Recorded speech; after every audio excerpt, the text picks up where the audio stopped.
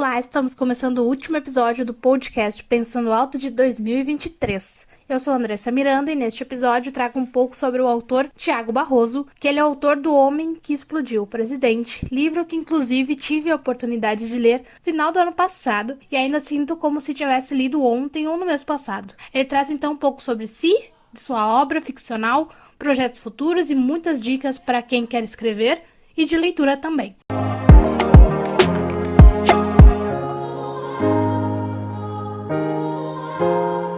Oi, Andressa. Antes de mais nada, queria agradecer o convite para estar batendo esse papo contigo. Sou fã do Pensando Alto, admiro muito o teu trabalho. Faço questão de deixar registrado aqui em áudio também o esforço hercúleo que você tem feito para promover a literatura nacional. Então, não poderia deixar de começar a nossa conversa te parabenizando por essa empreitada. Para quem não me conhece ainda, meu nome é Tiago Barroso. Eu sou jornalista e sou escritor. Publiquei no ano passado o thriller policial O Homem que Explodiu o Presidente, lançado pela editora Flive. Um livro que, apesar do título, ele é completamente apartidário e não panfletário. Até porque a grande motivação que leva o protagonista a buscar a explosão do presidente, ela não tem uma origem política ou ideológica. Mas assim uma motivação passional. Então, acho sempre importante ressaltar isso, ainda mais em tempos de polarização, em tempos de tanta violência relacionada à política, que esse livro ele foge do estigma de ser panfletário ou de enviesar para alguma ideologia. Moro e vivo em São Paulo, aqui na capital, e por enquanto, O Homem que Explodiu o Presidente é meu primeiro livro de ficção, embora eu tenha participado ao longo desse ano de algumas coletâneas, pude assinar o prefácio do livro A Morte Vai Ser o Preço, do meu colega Átila Villarreal.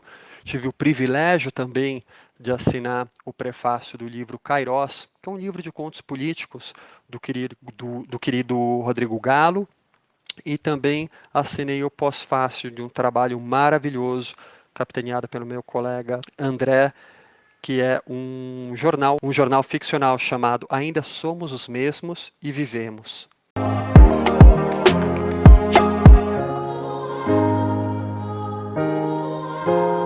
Dando início à nossa conversa, então, o autor Tiago contou um pouco mais sobre o livro O Homem que Explodiu o Presidente. Ele tem como tema principal a vingança. Eu quis trabalhar com esse tema porque eu acredito que seja um sentimento com o qual todos nós conseguimos nos relacionar. E nós somos capazes de fazer isso por duas razões. Ou porque nós já fomos objeto de vingança, né, de alguém, ou então fomos nós que acabamos perpetrando a vingança contra uma pessoa. Então, isso acaba ajudando a fazer com que o leitor desenvolva uma empatia pelo protagonista. E quem é esse cara? Quem é o protagonista de Um Homem que Explodiu o Presidente? O nome dele é Otelo. É uma referência direta à obra de Shakespeare. O protagonista, até logo no começo do livro, faz uma rápida menção de que a mãe dele era uma grande fã de Shakespeare e por isso acabou o batizando de Otelo. Ao longo do livro, são semeadas alguns textos retirados de obras de Shakespeare também, para adicionar um pouquinho mais de valor para o fluxo narrativo, para a construção narrativa. Né? Então nós temos esse personagem, o Otelo, que logo na contracapa eu faço questão de apresentá-lo como um ex-professor, ex-alcoólatra e ex-pai de família. Por que eu faço isso? Né? São três ex. Em primeiro lugar, para deixar bem claro que esse cara, que o Otelo, o protagonista, ele é alguém que está completamente preso no passado. Que todas as referências da vida dele ficaram para trás. E ele é alguém que um dia já foi, mas que hoje não é mais. Justamente por isso que ele é ex. Ex em praticamente tudo. Né? Recapitulando, um ex-professor, ex-alcoólatra e ex-pai de família. E o que acontece com o Otelo? Né? Ele, um belo dia, sai para comprar uma camisa de presente de aniversário para um amigo, vai até um brechó e encontra no bolso dessa camisa um bilhete de loteria premiado. E é aí que acaba sendo o start da trama. Porque, ao contrário, talvez, do que grande parte das pessoas faria, e agora que a gente está próximo do final de ano, estamos gravando essa conversa, né, Andressa, em dezembro, provavelmente vamos todos ver uma série de reportagens na televisão sobre a Mega da Virada.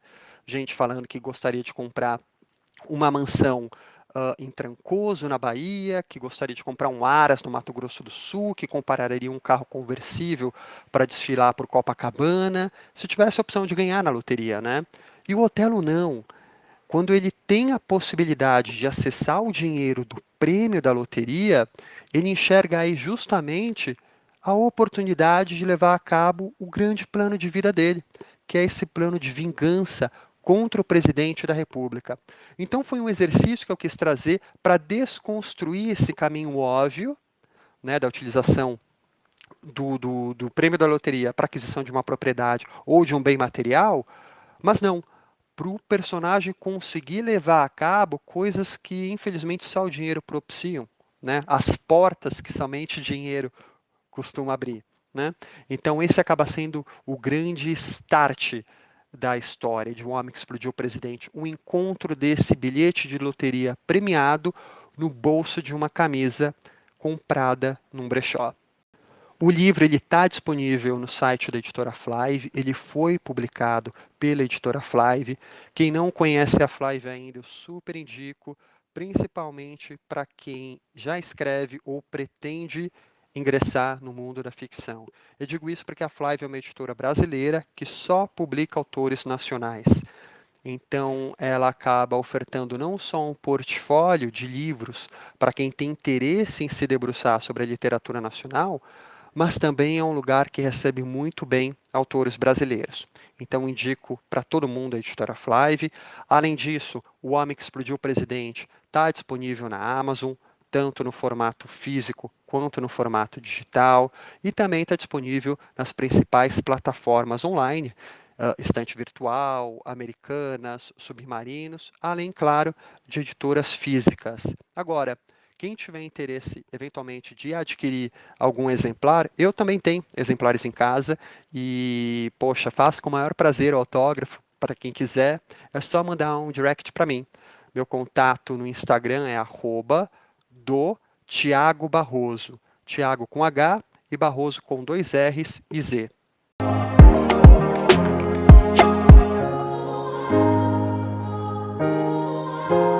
Seguindo com a nossa conversa, o autor expôs então as ideias que deram origem ao livro e conta um pouco sobre como foi escrever O Homem que Explodiu o Presidente. Em relação às ideias, né, que serviram de base para o livro, e eu falo ideias no plural, porque de fato foram duas, viu, Andressa? Eu, como eu comentei agora há pouco, eu sou jornalista de profissão, trabalho na área já há 20 anos, cobrindo sempre política e economia, e já há algum tempo que eu venho acompanhando o número crescente de ataques contra figuras políticas, né? Tanto que na orelha do livro eu faço menção a alguns desses casos. Nós tivemos, por exemplo, o assassinato do primeiro-ministro japonês, o Shinzo Abe, recentemente. Tivemos o assassinato do presidente do Haiti por mercenários colombianos e por aí vai. E como eu cubro política e economia já há algum tempo, o fato de ver essas ações aumentando ao longo dos últimos anos foi algo que chamou minha atenção, que eu abri aquela gavetinha, uma das gavetinhas que a gente tem na nossa cabeça e falei, deixa eu guardar essa informação lá dentro, que em determinado momento eu posso utilizá-la.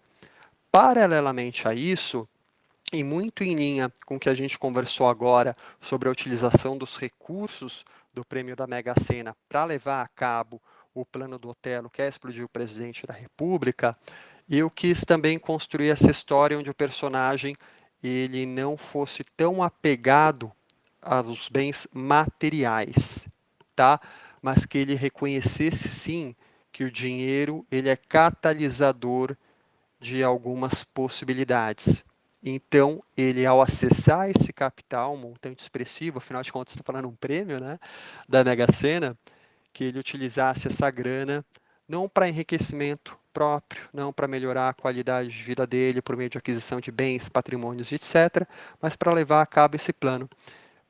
Então, foi da junção dessas duas ideias, tentar trabalhar uma história onde o personagem ele pudesse fazer uma utilização não tão óbvia de um prêmio da Mega Sena, de um valor expressivo de dinheiro, e também roubando da realidade esses casos que a gente vem registrando ao longo dos últimos anos de violência contra figuras políticas. Então, foi da junção, Andressa, dessas duas ideias que eu mantive engavetadas dentro da cabeça, separadamente, por algum tempo, que eu acabei tirando elas de lá e utilizando para escrever O Homem que Explodiu o Presidente. E isso é muito interessante, né, quando a gente pensa num processo criativo. Como a gente acaba tendo tantas inspirações, tantos estímulos e tantas ideias ao longo da vida, que a gente armazena alguma delas e não sabe, não tem a menor ideia de quando vai vir a utilizá-las. Mas eventualmente isso acontece. E digo isso e trago até a prova, que é O Homem que Explodiu o Presidente.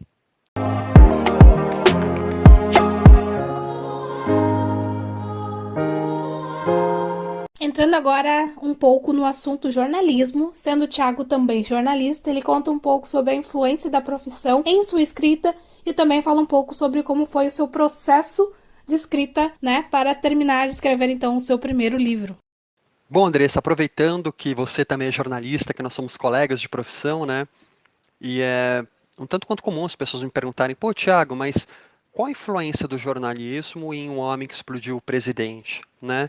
Então, para além dos fatos, né, que eu já mencionei, agora falando um pouco mais sobre o exercício de escrita mesmo, o jornalismo ele exige que o profissional da escrita no caso de não ficção, né, o jornalista, que ele seja muito conciso na utilização das palavras. Quando um jornalista recebe uma pauta ou vai trabalhar uma matéria, seja televisiva, seja de rádio, seja um meio impresso como uma revista ou um jornal, ele tem um limite, ou de tempo para passar aquela informação, ou de palavras ou de caracteres. Então, trabalhar com esse poder de síntese é algo que todo jornalista tem impregnado no seu DNA, porque o ofício da profissão exige isso. Então, eu tentei trazer muito dessa experiência para O Homem que Explodiu o Presidente, no sentido de passar o máximo de informação possível com o menor número de palavras. E dando também outra característica que o jornalismo ensina muito a gente, que é a angulação. Toda história pode ser contada por múltiplos ângulos. Um exemplo, a gente pode ter um acidente de trânsito. Eu posso trabalhar uma matéria falando que um dos veículos colidiu com o outro justamente por não ter parado no farol vermelho. É o mesmo acidente. Em outra matéria, eu posso falar que o veículo atingido, embora não tenha sido culpado pelo acidente, uma vez que foi o outro que cruzou o farol vermelho, era um veículo que não deveria estar circulando, por ter pendência de PVA e pelo motorista ter a carteira cassada. Posso ainda trabalhar uma terceira matéria falando sobre a enorme quantidade de acidentes neste cruzamento. Uma quarta, levantando se não seria mais interessante colocar uma rotatória naquele local ao invés dos semáforos. Então você vê, de um único acontecimento a gente consegue trabalhar inúmeras angulações. E essa experiência eu também trouxe para O Homem que Explodiu o Presidente para tentar enquadrar qual que era a melhor angulação para a história. Ainda mais que esse livro, que é um livro de thriller policial, ele foge àquele modelo mais comum de literatura policial que a gente conhece e que a gente chama de whodunit, quem fez, né? Traduzindo do inglês, que geralmente é aquela história onde existe um crime, um assassinato, por exemplo, e o detetive ou policial tenta estabelecer quem foi que assassinou a vítima. Famoso caso do foi o mordomo, sabe? Então, em um Homem que Explodiu o Presidente, eu já na capa, no título, eu já dou o spoiler, falo o que deve vir a acontecer na história e apresento o cara que pretende levar esse plano adiante, o Otelo, que a gente mencionou agora. Então, falando de angulação, quais eram os elementos que me restavam para trabalhar. E aí eu foquei em dois, Andressa. Eu quis trabalhar muito no porquê, afinal de contas, como jornalista cobrindo política, eu sei o quão difícil é se aproximar de um presidente da República. Esses caras estão constantemente rodeados por seguranças, muitos à paisana, né? E embora você possa eventualmente nutrir um ódio, uma insatisfação em relação a uma figura política, é muito pouco improvável que você acorde um dia de manhã, levante da cama e fala, pô, hoje eu não vou trabalhar, hoje eu vou matar o presidente, hoje eu vou explodir esse filho da mãe.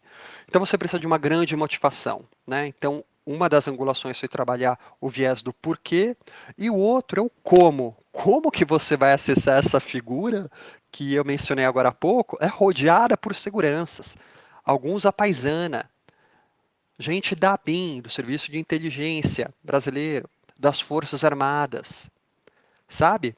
Então foram esses dois alicerces que propiciaram a história de acontecer e se desenvolver. Você sabe que o meu processo de escrita ele é muito peculiar, né? Já que eu preciso exercer, né, o trabalho como jornalista para pagar as contas no final do mês, o trabalho de ficção, ele geralmente é encaixado nos períodos de tempo que eu tenho ao longo do dia. Hoje eu ainda não consigo estabelecer, por exemplo, poxa, de manhã eu me dedico à literatura e à tarde vou resolver minhas coisas. Eu não consigo fazer isso. Então, eu vou encaixando pequenos pedacinhos, pequenos respiros ao longo do dia para desenvolver o meu texto. Justamente por isso, eu não consigo estabelecer nenhuma meta de minutos ou horas de escrita por dia. Então, o que eu busco estabelecer são metas numéricas de palavras. Então, por exemplo, escrever 500 palavras por dia. Isso é mais factível para mim, porque eu consigo inserir essa meta dentro desses espaços de tempo, desses respiros que eu mencionei agora há pouco. Se eu tivesse a intenção de trabalhar com o tempo e deixar o tempo guiar o meu processo de escrita, eu provavelmente não teria conseguido escrever O Homem que Explodiu o Presidente. Outra virtude, também outra qualidade, vamos colocar assim, que o trabalho de jornalista me educou, propiciou a mim, é o fato de escrever em qualquer ambiente. Deixa eu só dar um passo para trás, porque naturalmente eu prefiro escrever em casa, no escritório, sabe? Com nenhum ser humano, tipo o ermitão da montanha mesmo, né? Até porque o processo de escrita pede isso, né? É uma introspecção muito profunda. Mas eu consigo entrar nesse modo offline e também me desplugar da realidade, ainda que rodeado por pessoas, e se o ambiente não for muito ruidoso, não for muito tumultuado.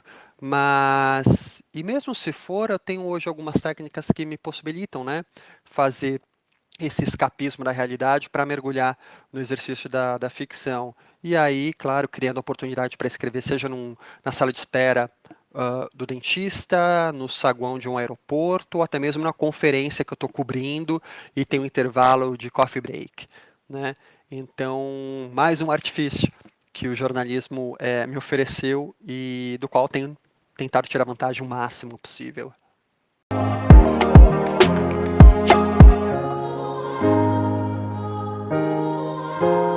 Quase encerrando a nossa conversa, chegou a hora de falar de projetos futuros. Afinal, estava ansiosa para descobrir se teria livro novo do autor para a gente ler muito em breve.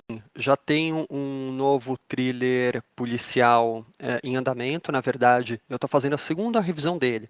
Ele já passou por uma revisão, deixei ele decantar, né? Passar um pouco de tempo na gaveta e comecei ontem, segunda-feira, dia 12 de dezembro. Não sei quando o programa vai ao ar, mas comecei dia 12 do 12, a segunda revisão desse novo thriller policial, que deve sair ainda no primeiro semestre do ano que vem.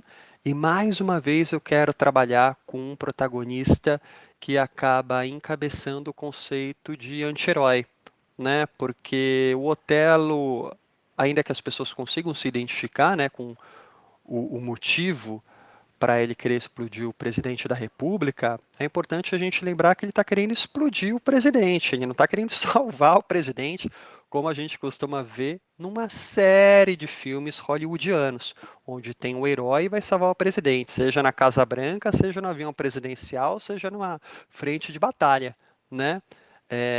Hollywood está aí para demonstrar que existem inúmeros filmes com esse mote. Livros também, viu? Então, o Otelo acaba sendo um anti-herói. Nesse novo thriller, eu pretendo trabalhar um anti-herói, mais anti-herói ainda, né? Vai ser uma história ambientada também em São Paulo. Eu acho muito interessante isso, né? Quando a gente tem autores nacionais que fazem a ambientação das suas histórias aqui no país. E é muito gostoso a gente se identificar com isso, né? E um homem que explodiu o presidente mesmo, é, eu coloco o endereço de onde fica a pensão, onde Otelo mora junto com os amigos. E você sabe que, acho que faz 2 ou 3 semanas, eu recebi uma mensagem no Instagram super bacana de uma leitora que adorou o livro e a gente começou a bater um papo. Ela fala: Nossa, Tiago, e você sabe que eu morava perto da pensão do francês. O francês é o colega do Otelo, né? Ele é o dono da pensão onde Otelo mora. E ela comentou: eu morava perto da pensão do francês e eu pegava um ônibus para ir para o trabalho a meio quarteirão da pensão. Então é tão gostoso isso que você vê, gente, a pensão é uma obra ficcional, né? É uma estrutura ficcional, mas a ambientação foi forte e você ambientou numa rua que existe, num local que existe, com características urbanas que as pessoas se identificam, né?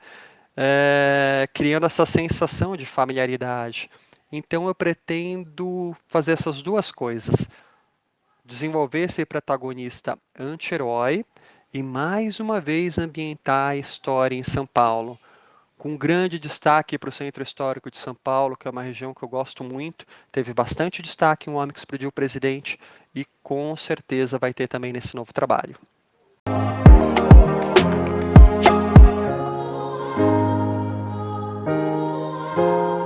E encerrando então a nossa curta, mas incrível e muito proveitosa conversa, o Tiago trouxe algumas dicas para quem quer escrever e criar, coragem para publicar os seus livros, incluindo muitas dicas de leituras e cursos para aperfeiçoar a escrita.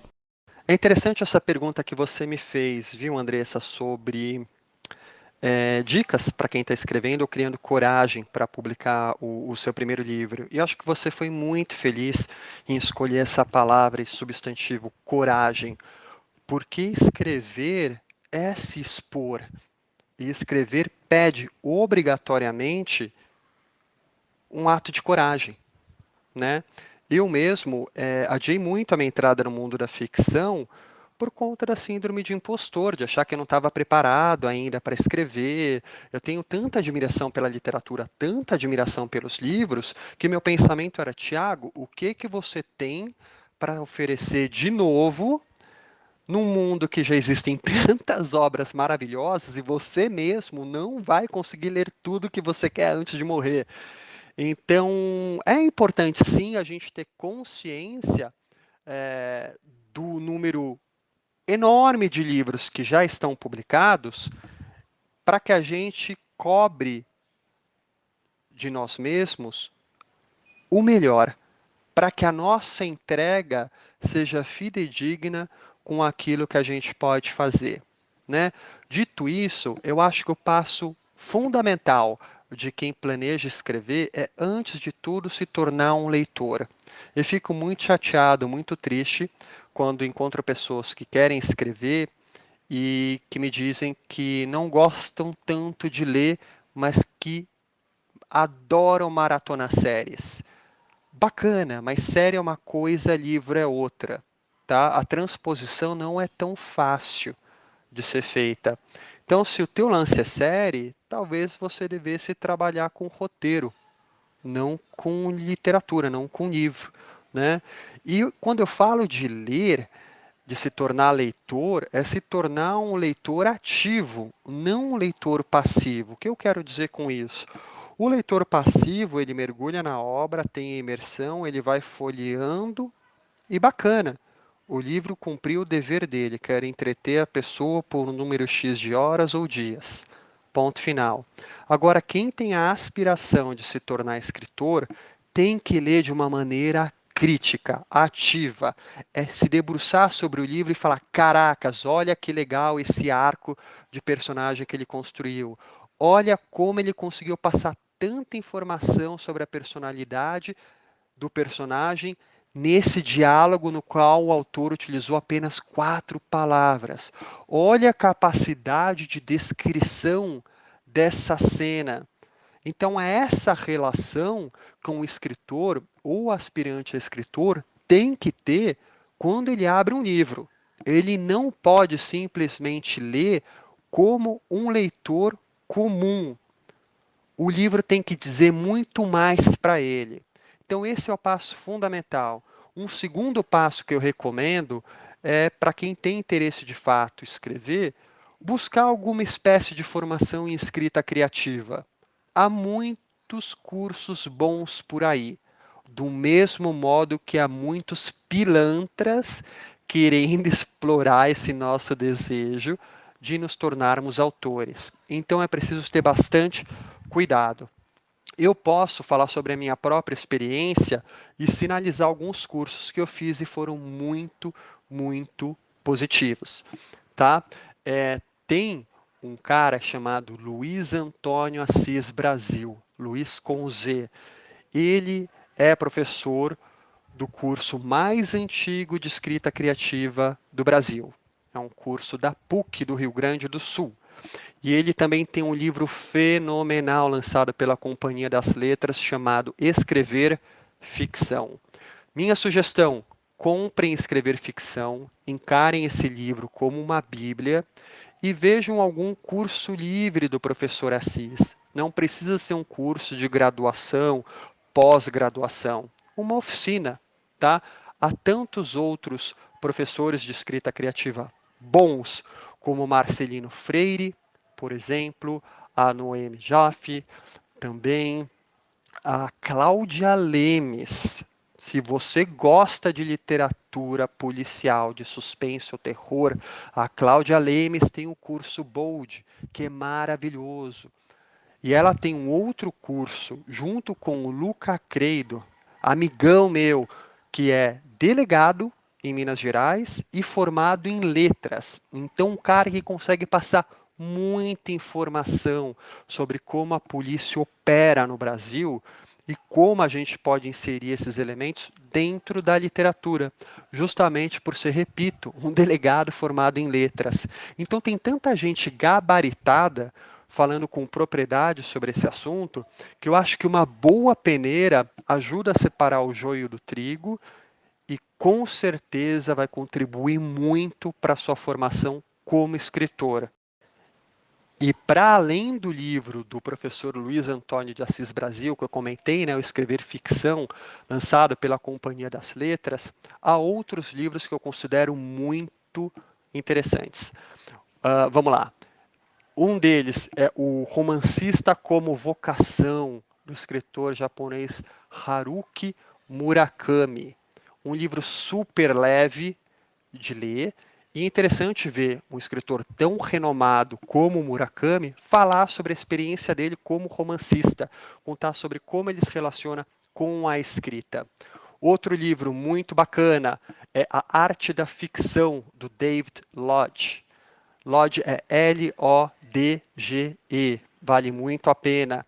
Quem é aficionado por Stephen King, ele tem um livro chamado Sobre a Escrita, fenomenal, uma verdadeira aula.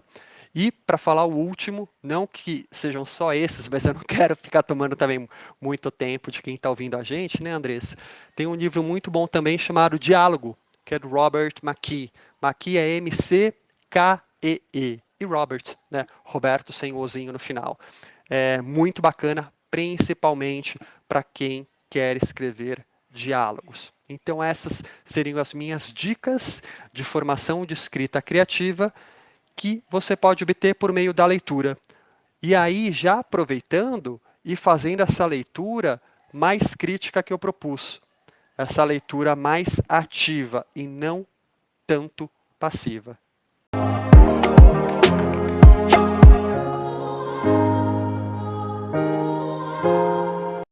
E, bom, eu fiz a indicação de alguns livros, né, de escrita criativa para quem quer se aventurar por esse universo.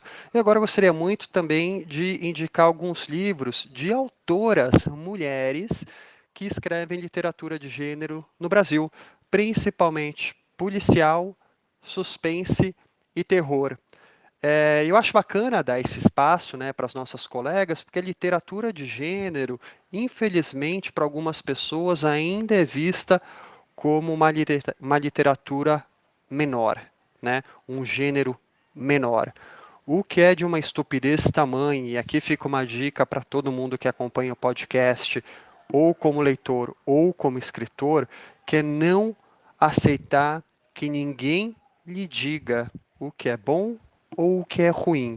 Que você, pela sua própria experiência, ao se debruçar sobre a obra, consiga determinar se ela é boa ou não, baseado no seu gosto, baseado nos critérios técnicos ou qualquer coisa do gênero, mas que você não balize suas escolhas por aquilo que as pessoas falam.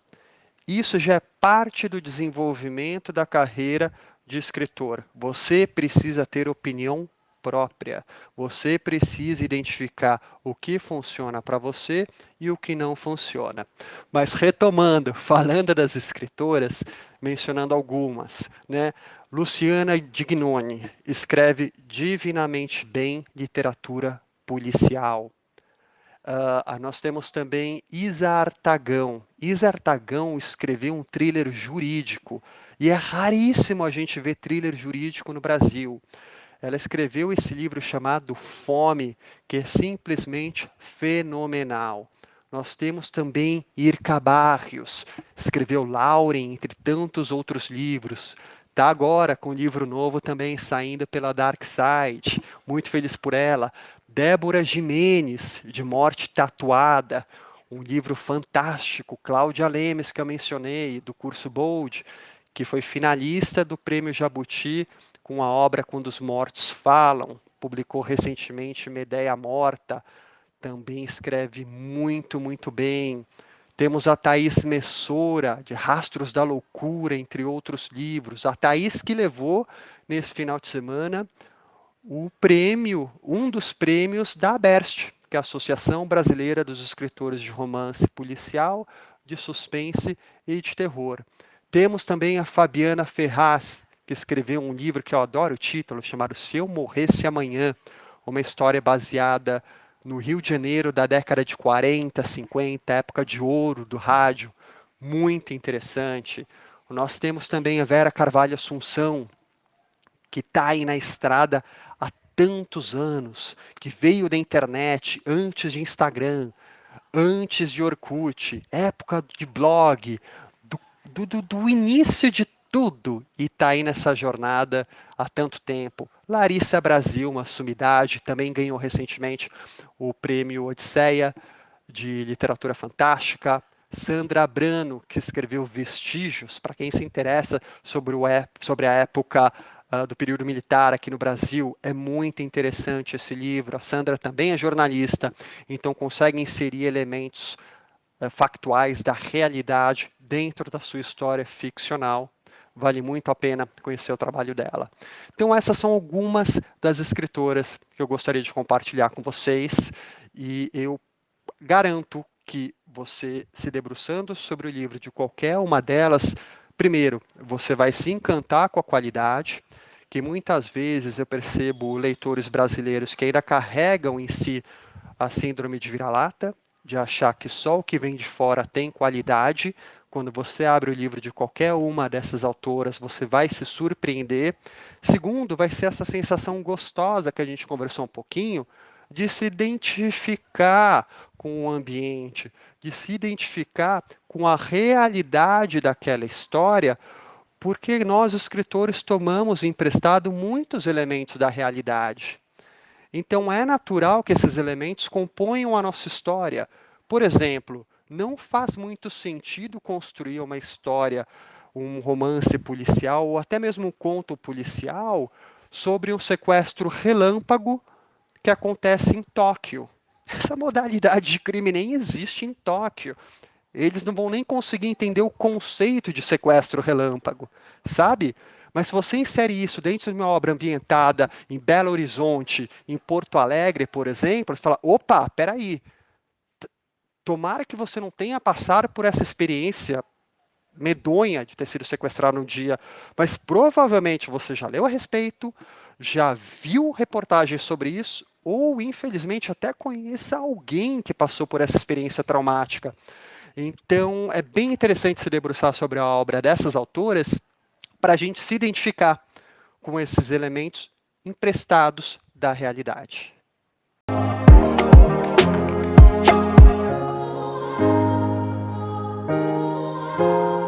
E este foi então mais um episódio do podcast Pensando Alto. Eu estive conversando com o autor de O Homem que Explodiu o Presidente, Tiago Barroso, que, como deu para perceber, foi bem interessante e mostrou um pouco mais da pessoa que Tiago é, para além, de um talentoso escritor. Espero que tenham gostado e leiam O Homem que Explodiu o Presidente. É um livro instigante, direto ao ponto, bem escrito e que inclusive me deixou com um gostinho de quero mais. Aos autores que também quiserem divulgar o seu trabalho aqui no podcast, pode entrar em contato comigo através do Instagram Pensando Alto 19. Um feliz início de 2024 a todos e até logo!